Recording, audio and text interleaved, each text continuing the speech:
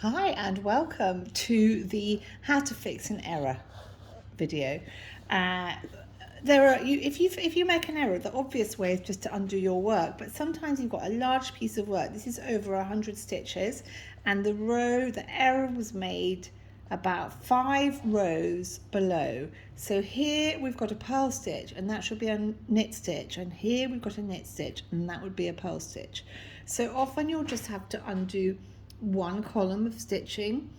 In this case, we're going to have to undo two. So to do that, we can just use the needles we've got, but I actually find, having lots of experience of making mistakes myself, that the easiest way is either to use an extra needle, or a crochet hook is fabulous, but if you're not a crocheter, you're not likely to have a hook. Sometimes that's the safety pin I'm using because I want to run down 2 stitches at once, and I need to keep one safe whilst I am fixing the first column. And then finally, actually just a normal tapestry needle is a very good way to do it.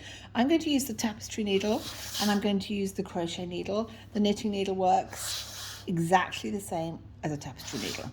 So let's get to work. So we are going to have to undo these 2 rows. So that's this column, undo these 2 columns. So I'm going to take them both down at once, identify the 2 stitches, and I'm going to do something that feels quite scary. I hope you can see that. Let's see, get the rest of it out of the way. And I'm literally taking the yarn out all the way back down to the problem area. One more stitch to go. Right, this stitch, the one on the left, I'm going to deal with second. That's going to become a purl stitch. I don't want it to drop any further, so I'm just going to use, you can use an ordinary safety pin just because I've got coloured plastic ones. It's just a safety pin. Okay, so the first, I'm just going to start with a tapestry needle. Right, this was a purl stitch. I'm just going to knit them all up. So to imitate a knit stitch, we've got the existing stitch. See if we can go a bit nearer. Okay, we've got the existing stitch on the crochet needle, and I'm going to have the thread behind. I'm going to try to pick up that thread with the needle, pull it through.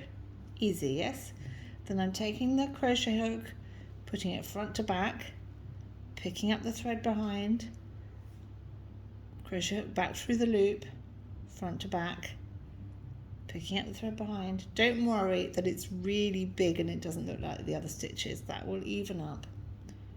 Front to back.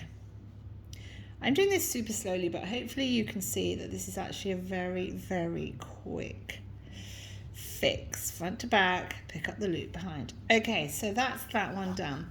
Now, crochet hooks are the easiest, but if you don't have a crochet hook, it's not going to be much help to you. So I'm just going to show you the next one.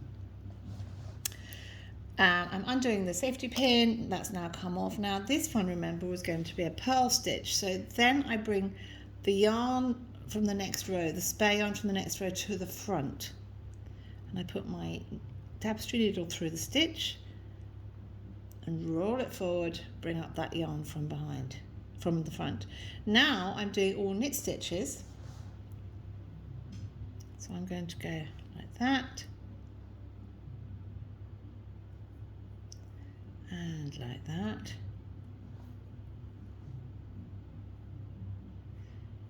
And just make sure that, only trick is to make sure that you are picking up those rows from behind in the right order. In other words, that you're not doing a higher row, putting in a higher row of yarn before you've done a lower row.